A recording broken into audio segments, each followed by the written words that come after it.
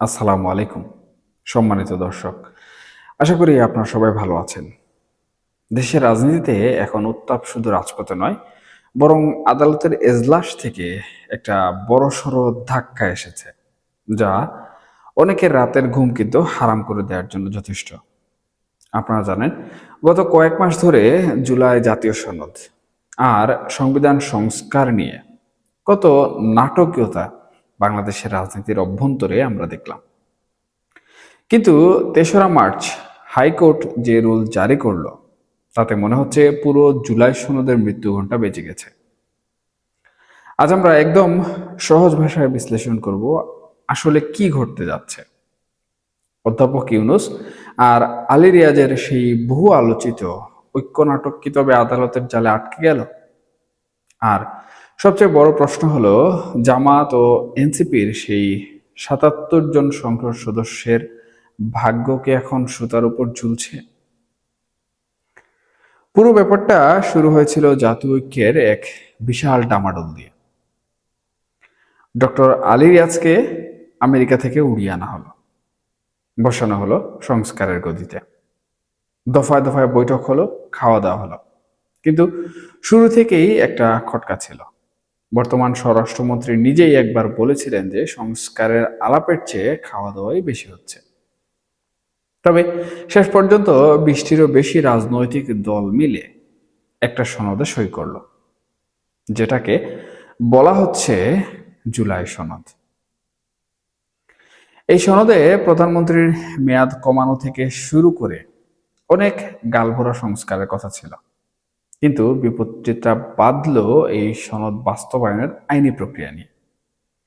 BNP শুরু থেকেই বলে আসছিল যে এই জুলাই সনদ একটা আইনি প্রতারণা, কিন্তু তখন হয়তো অনেকে সেটাকে গুরুত্ব দেয়নি।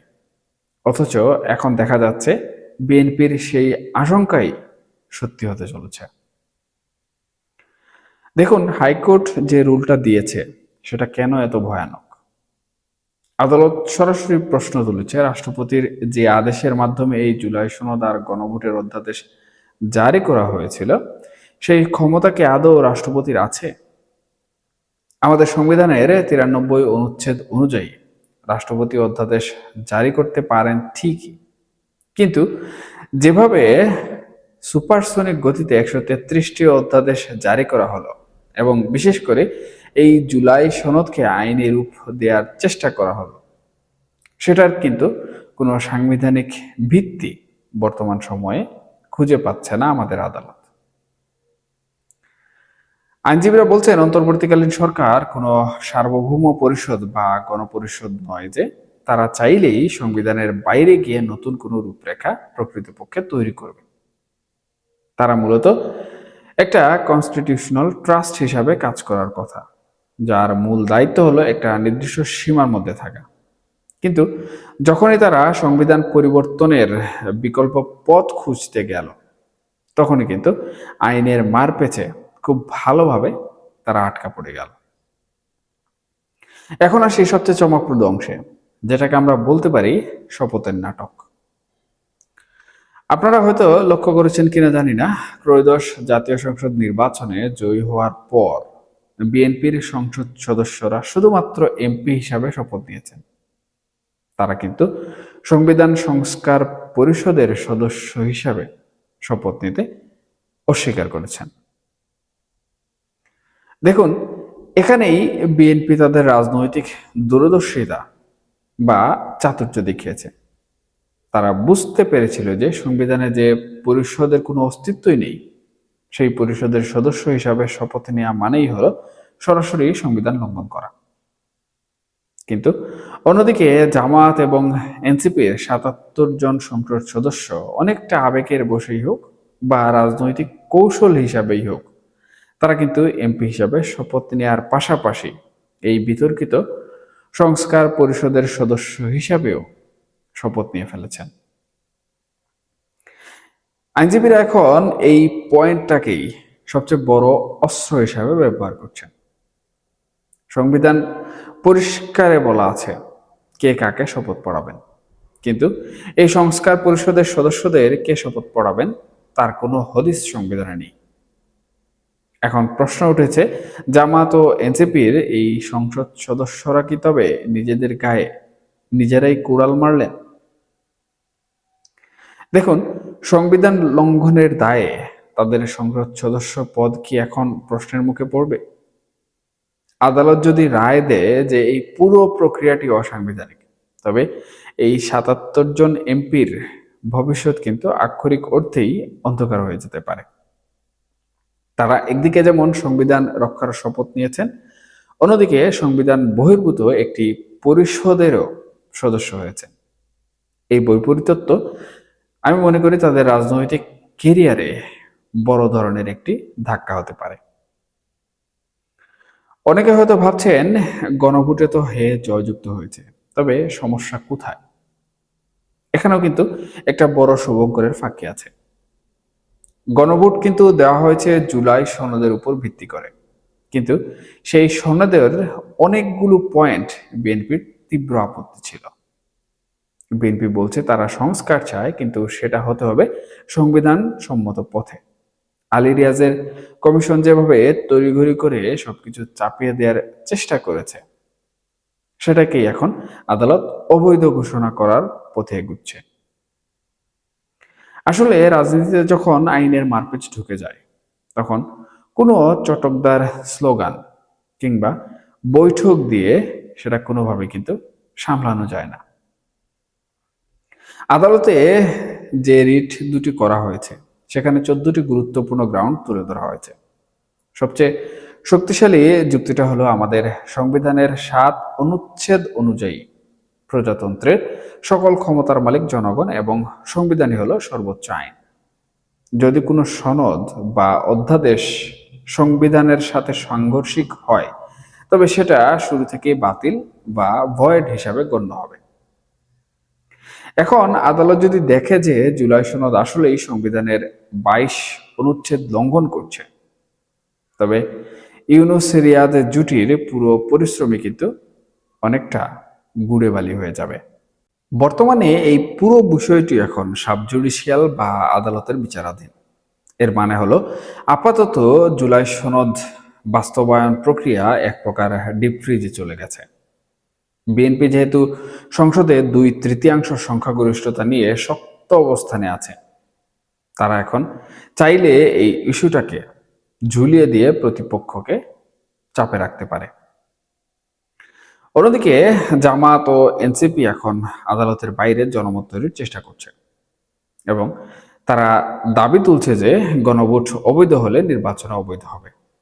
কিন্তু আইনজীবীদের সোজা কথা, সংবিধানে যেটার অস্তিত্ব নেই সেটাকে বাতিল করলে যেটার অস্তিত্ব আছে, অর্থাৎ নির্বাচন, সেটা কেন আসলে বাতিল হবে?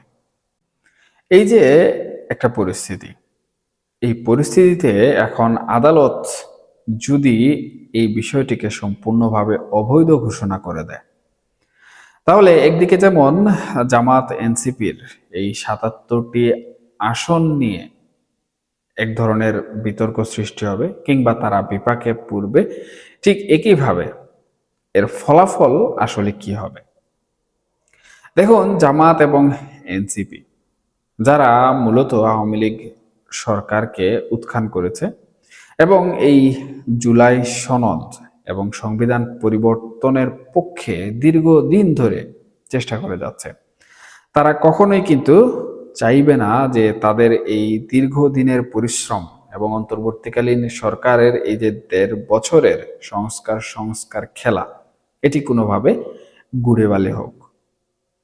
সুতরাং মাঠ পর্যায়ে বা আদালতের বাইরে বর্তমান সময়ে যেভাবে বললাম যে তারা জনমত তৈরির চেষ্টা করছে, তারা মাঠ পর্যায়ে অর্থাৎ বাংলাদেশের অভ্যন্তরীণ যে রাজনীতির মাঠ রয়েছে, সেই মাঠ পর্যায়ে কিন্তু তারা ব্যাপক সরব হওয়ার সম্ভাবনা রাখে।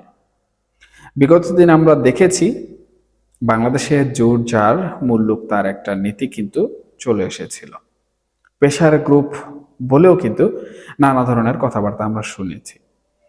এখন জামাত এনসিপি মিলে হয়তোবা সেই 1.5 বছরের পুরনো কায়দা আয়ত্ত করার চেষ্টা করবে এবং তারা সেটাকে বিভিন্ন উপায়ে বিভিন্ন ধরনের নামও দিতে পারে।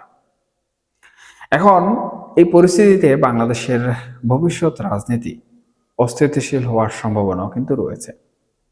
তবে নতুন সরকারের কৌশলের উপর কিন্তু এই সম্পূর্ণ বিষয়টি মীমাংসা হওয়া নির্ভর করে। নতুন সরকার আদালতের রায়ের উপর কি প্রতিক্রিয়া দেখাবে, আদালত কি রায় দেবে, এবং বর্তমানে যাদের কাছে আদালত জবাব চেয়েছে তারা কিভাবে জবাব দেবে, এই সম্পূর্ণ বিষয়টির উপর নির্ভর করে বাংলাদেশের আগামীর রাজনীতি।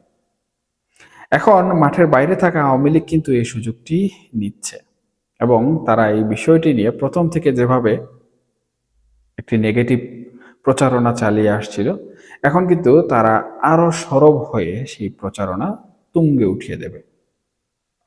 অর্থাৎ সব মিলিয়ে বাংলাদেশের যে রাজনীতি, সেই রাজনীতি কিন্তু কিছুদিন পর আরো অস্থিতিশীল হওয়ার সম্ভাবনা দেখা দিচ্ছে। এখন নতুন সরকারের জন্য, অর্থাৎ মাননীয় প্রধানমন্ত্রী তারেক রহমান এবং বর্তমান যে সরকার বিএনপির সরকার, তাদেরকে নিয়েও কিন্তু বিতর্ক সৃষ্টি হতে সময় লাগবে না, বা তাদেরকে নিয়েও অসাংবিধানিক কিংবা অবৈধ আখ্যা উঠতে পারে। কারণ জামাত, এনসিপি এখানে কিন্তু ইতিমধ্যে নির্বাচনের বৈধতা নিয়েও প্রশ্ন তুলেছে। সুতরাং এখানে যদি অস্থিতিশীল পরিস্থিতি তৈরি হয় এবং যেভাবে একের পর এক বিতর্কিত পরিস্থিতি সৃষ্টি হচ্ছে, তাতে হয়তোবা বাংলাদেশে আরেকটি মধ্যবর্তী নির্বাচন দ্রুত অনুষ্ঠিত হওয়ার সম্ভাবনা দেখা দিতে পারে। এখন দেখা দিতে পারে বা সম্ভাবনা শব্দটি ব্যবহার করছি কারণ আমি পূর্বেই বলেছি এই সম্পূর্ণ বিষয়টি সমঝোতা বা সমাধান যেটি বলুন না কেন, এটি প্রকৃতপক্ষে নির্ভর করছে বর্তমান সরকারের উপর। তারা কিভাবে অ্যাক্ট করবে এবং কিভাবে রিঅ্যাক্ট করবে সেটার উপর কিন্তু নির্ভর করে। সুতরাং এই বিষয়টি কিন্তু আমাদের দেশের জনগণের জন্য যেমন গুরুত্বপূর্ণ, ঠিক একইভাবে আমাদের দেশের আইন প্রক্রিয়া, আমাদের দেশের সংবিধান এবং আমাদের দেশের রাজনীতির ভবিষ্যতের জন্য কিন্তু অত্যন্ত গুরুত্বপূর্ণ একটি বিষয়। পুরো বিষয়টি বিশ্লেষণ করলে দেখা যায়, একটি উত্তরণকালীন সময়ে যখন আবেগের চেয়ে আইনি প্রক্রিয়াকে ছোট করে দেখা হয়, তখন এ ধরনের জটিলতা তৈরি হয়।